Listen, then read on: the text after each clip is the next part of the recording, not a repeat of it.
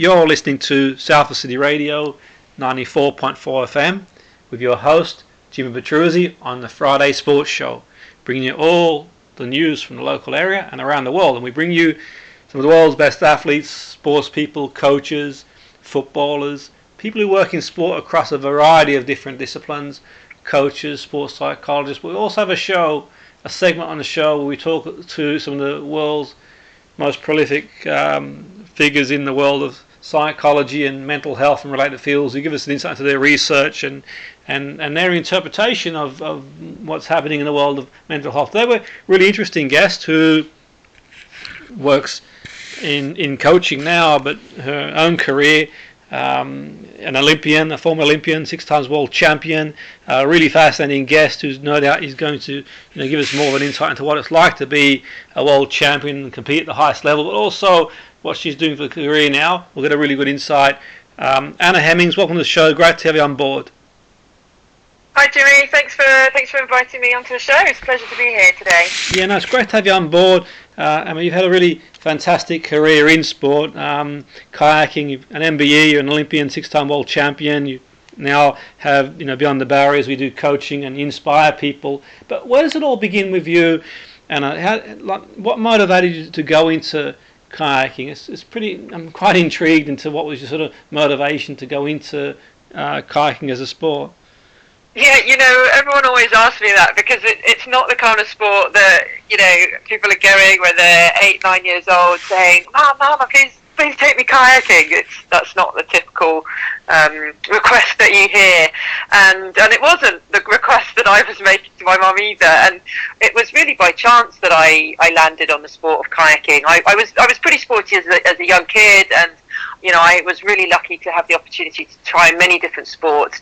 And my mum, I guess, like many parents, and like I am now, in the summer holidays or the Easter holidays, it was always like, go do a week of tennis camp or a week of basketball or, some kind of sporting activity to keep you busy in the holidays. And she literally picked up a leaflet saying, come and try kayaking at a local kayak club. And we lived near the River Thames in Surrey, and we went along. My brother and I went along for a week. It was every morning for a week, and we really loved it. We really enjoyed it. We were lucky the weather was shining and sunny for us, and we were out on the river and had a great week. And they offered us an opportunity to join the club for a month for a trial membership. We did that, and we spent most of our summer paddling around on the River Thames. And then the following year, we joined the club properly, and that was where it began. I was just under 9 years old when I first stepped into that kayak, and I was really lucky because that club, Elmbridge Canoe Club, was, or still is, a very competitive racing club. So they were all about helping people to become the best that they could be in a kayak, and it was about racing. It was about racing at the club every week, racing at local clubs, going to national competitions, getting people good enough to be on the Great Britain team, and taking it further and further. And we had some brilliant athletes at the club, and so I was surrounded by people who were striving to achieve more and to improve and to race and compete internationally, globally, and that was inspiring. And as a young 8-year-old, I watched the Olympic Games. I recall 1984 Los Angeles Olympics, watching it. Yeah. That was probably my first taster of the Olympics. And again in 88 when I'm about 12. And watching the Olympics on TV really set that ambition in motion. I think, the first time watching it, I just was inspired. My mum was always watching the Olympics. She loved it. And I just, seed was planted in my mind thinking, this is it. I didn't know at that time, I hadn't even discovered kayaking at 8 years old. I just want to be a part of that event. There's so much history, drama, excitement. Absolutely, yeah. It's just incredible, and I loved it, and I wanted to be a part of it. And then I discovered kayaking later on, and that became my channel to reach the Olympic Games. And as I said, I think I was really lucky that I had people there who were proving that this could be possible. We have many athletes from our club who've been off to the Olympic Games, and I've watched them come and return and tell stories and hand out Olympic kit, and that was inspiring for me. Yeah, that's really amazing, and it's really interesting that you say, and I think that sort of shows how important it is to sort of get around sort of people who you can sort of bounce off each other in that respect. And I suppose especially for a young person to be around people who are out there and they're doing it and great role models. But at what point do you sort of think, well, I have a chance now of getting to the Olympics? I mean, as an 8-year-old, you're inspired. You see it on TV, like a lot of us were inspired. We sort of see the Olympic Games and we think, great, to be there one day. Not many people make it, but it's a tough road. But at what point did you think, and I can actually qualify and compete for my country at the Olympics and World Championships?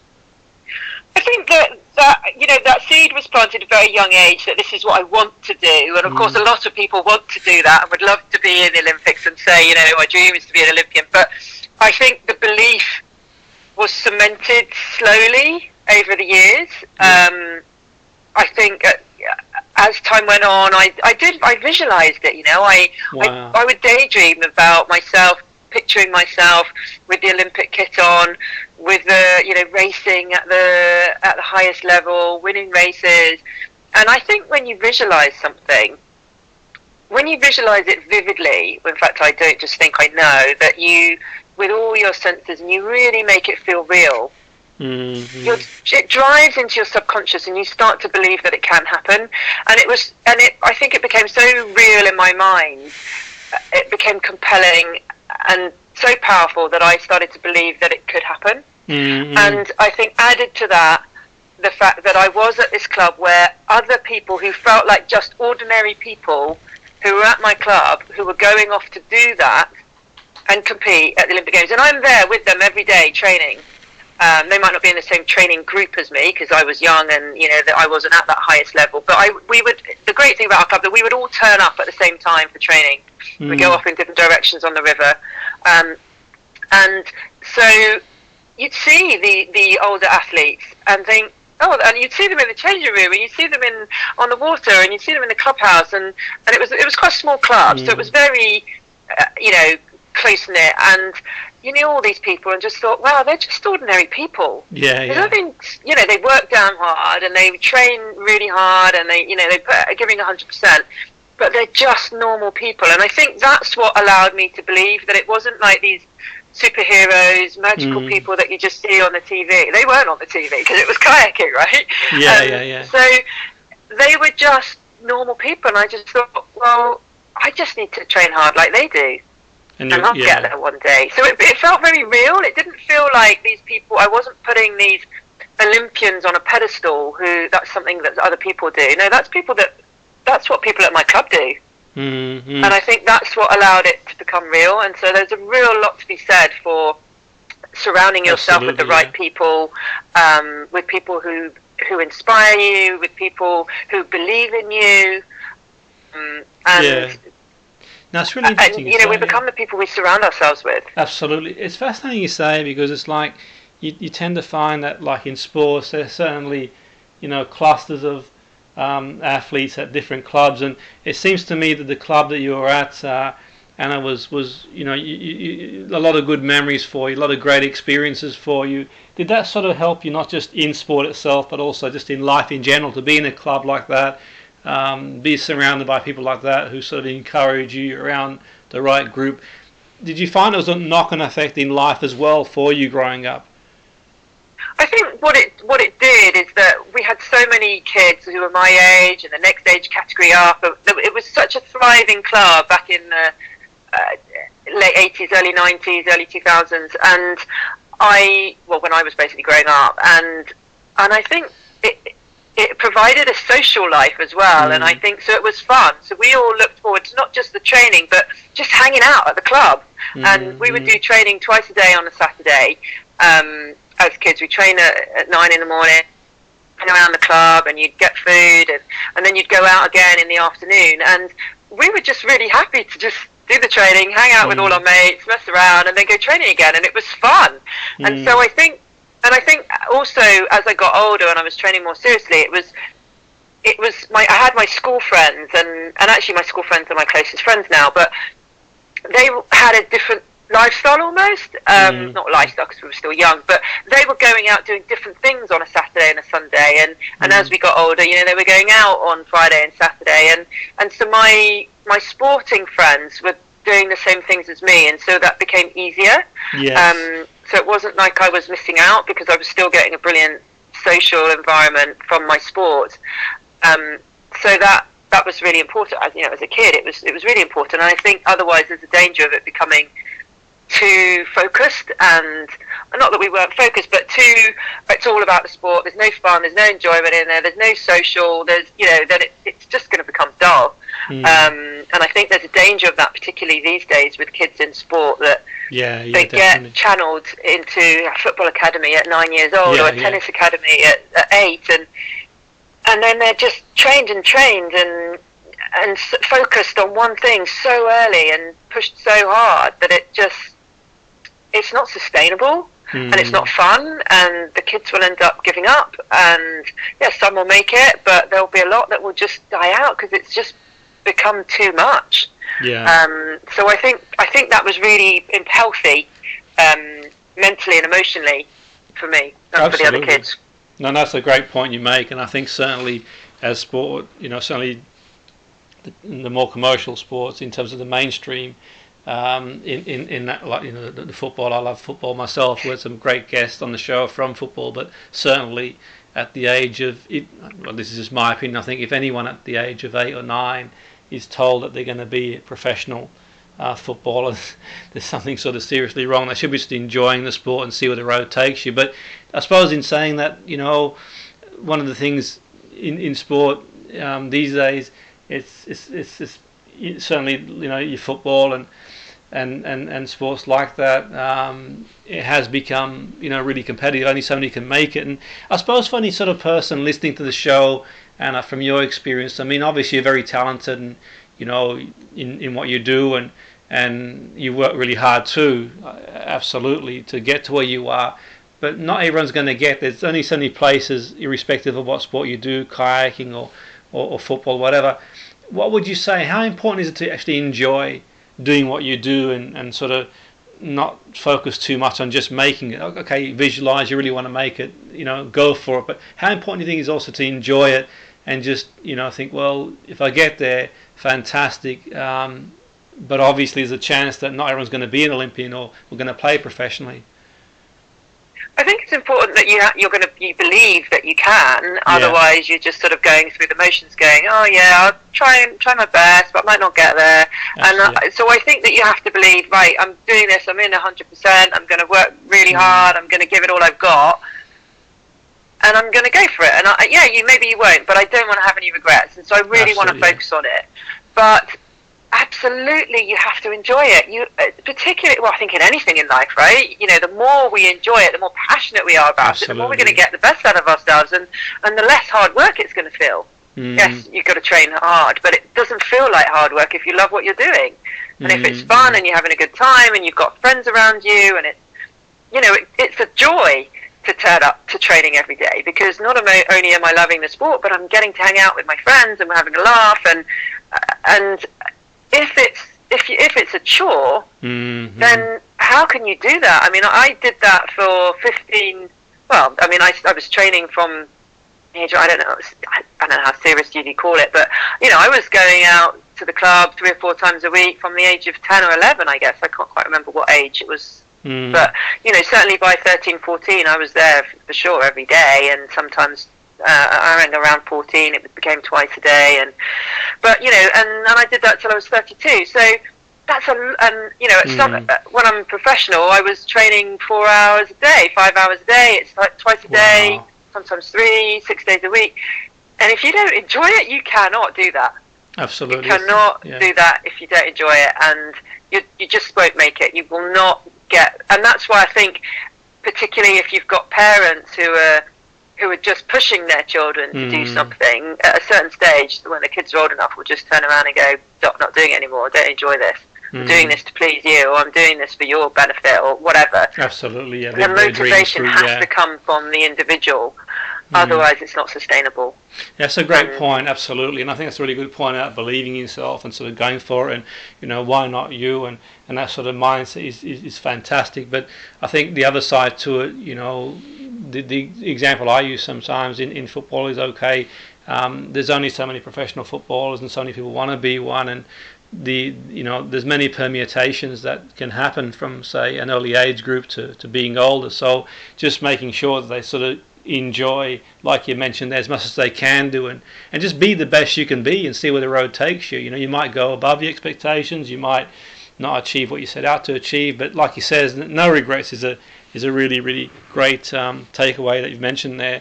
And I think also that, even if you don't make it and you get to a really great level, there's so much value in doing the sport at that level anyway, at whatever level, in fact.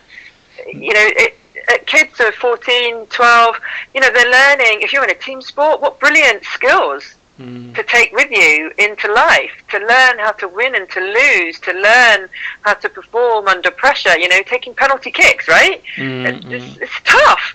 To learn those mental skills, to learn how to be a team player, to all, that mental toughness, the determination, the dedication, the goal setting, the discipline. Those are fabulous skills that can be transferred into other walks of life, and that you'll take with you in your other career, whatever that turns out to be. This is what I do now for a living. I've transferred all of those lessons from sport into the business world, and I help people apply what I've learned.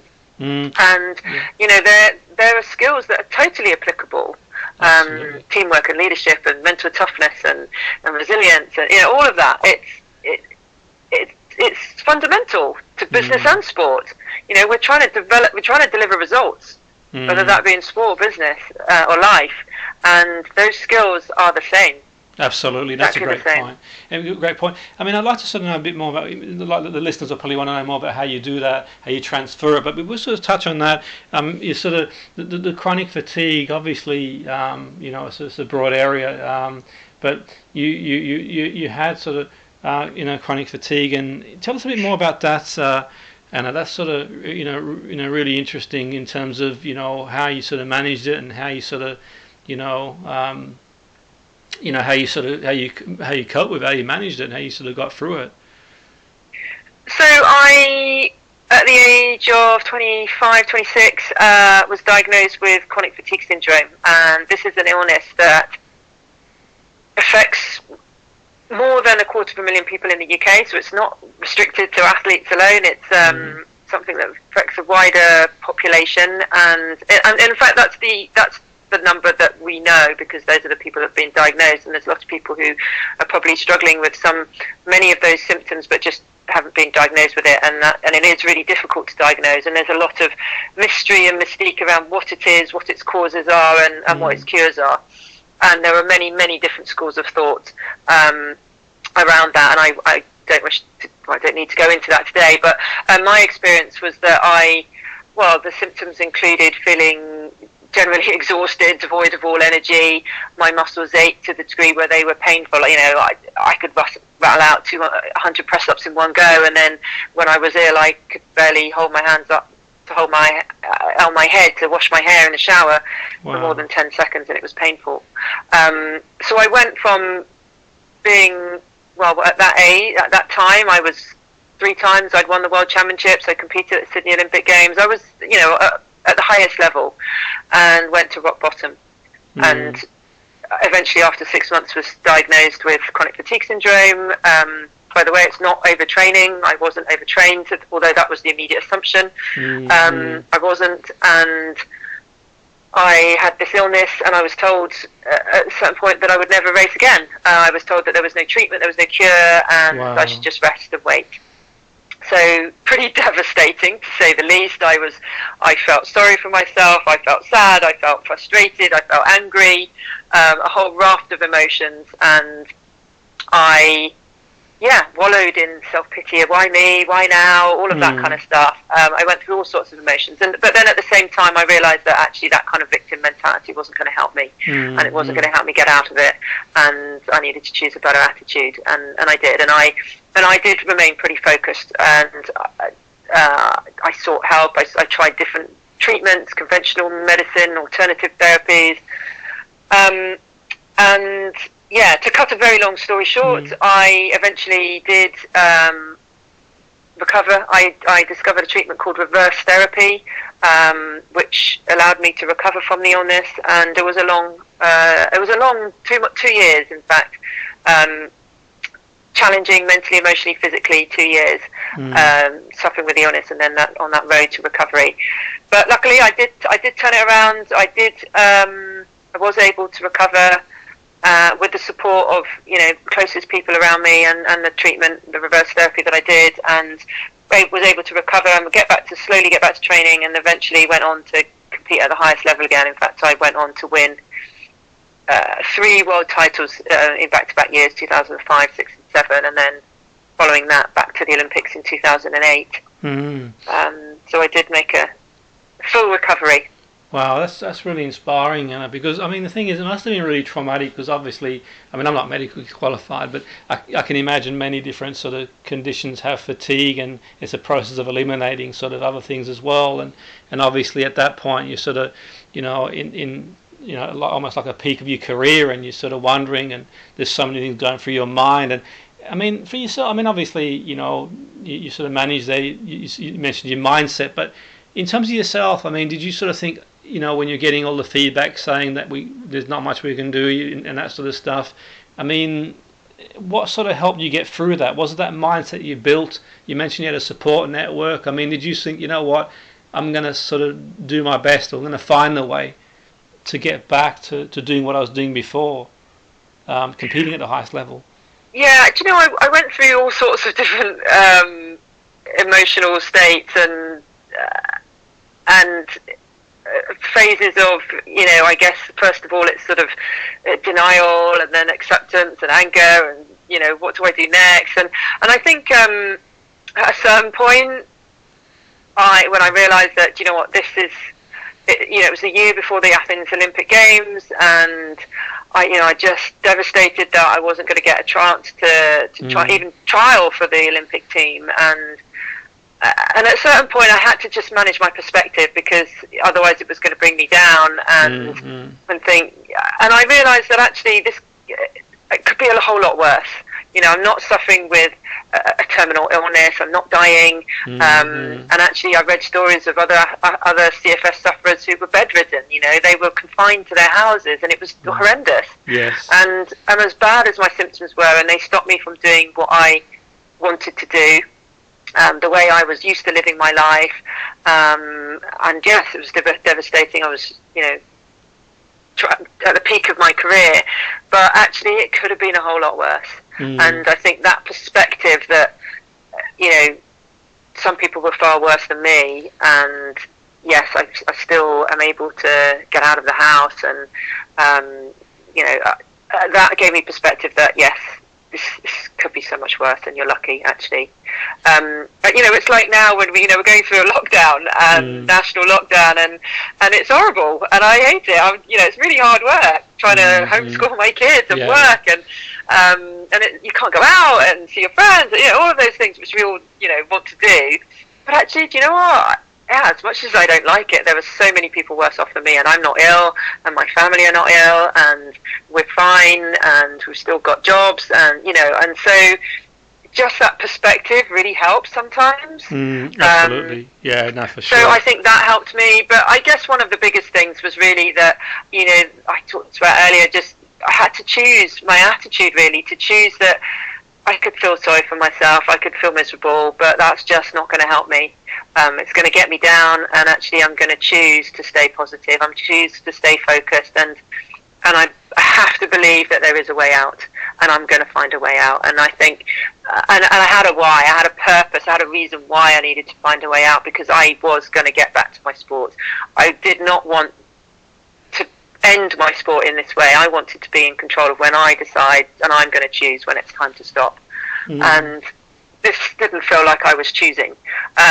So I think, it's like with anything in life, when you've got a purpose, you've got a big why. Absolutely, yeah. That's what keeps you going, and I knew why I needed to find a way back. And so that was really powerful, having those ambitions in the back of my mind. That's what reminded me why I needed to keep persevering and look for that solution.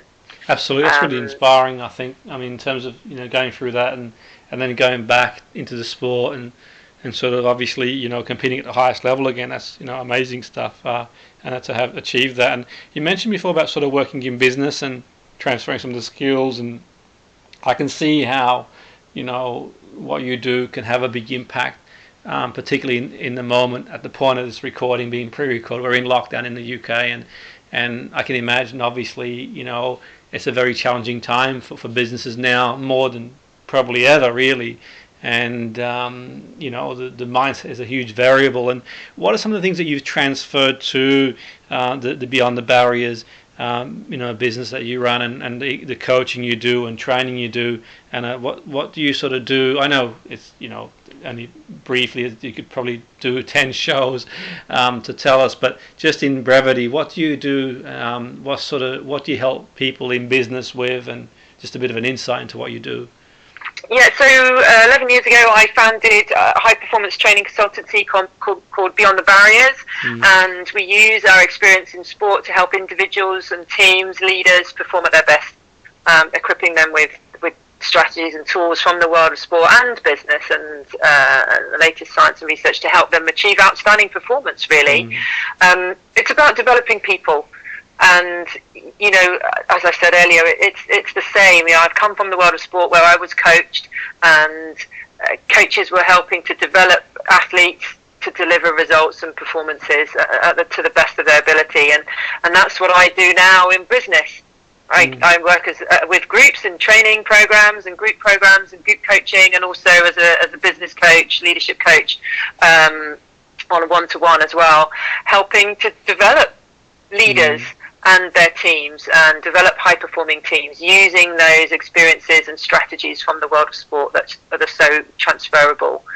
I'm also a keynote speaker, so I use my story, my journey as an athlete, and those messages to inspire larger audiences, and give them tools that they can take away and apply in their world. That's really interesting and powerful stuff, and I'm sure that you will and continue to inspire many people. And in terms of your vision, and I see you had really fascinating career in sport, and now doing what you do in executive coaching and training. And where do you sort of see your vision in terms of what you do? I mean, what's your sort of vision for yourself in terms of sort of more of the same, or where do you sort of see yourself going? Yeah, I love what I do. I really do. I love helping other people to overcome their own barriers, their own challenges. It's called Beyond the Barriers, my business. So there are many barriers that we put in our own way, that other people put in their way, and I want to help people remove those and to get the best out of themselves. And I get a real kick out of helping others and seeing them excel and seeing them thrive and achieve their goals and their ambitions, whether that be a one-to-one client that I'm working with and helping them develop their confidence, or helping someone to, create a more cohesive team in their business, help their business thrive, whatever it might be.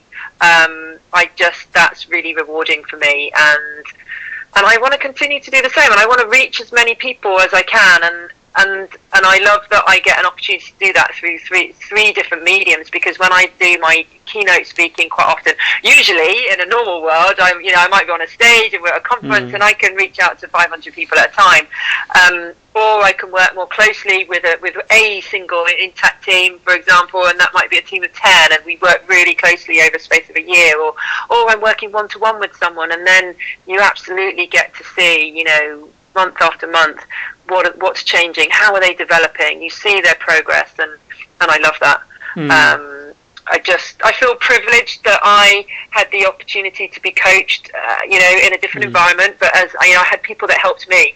I absolutely did not win world titles on my own, and I had the expertise of people from my sport, from sports psychology, from nutrition, from sports science. I had all this expertise that was offered to me, and that's what helped me to be my best and to deliver and perform, at the highest level.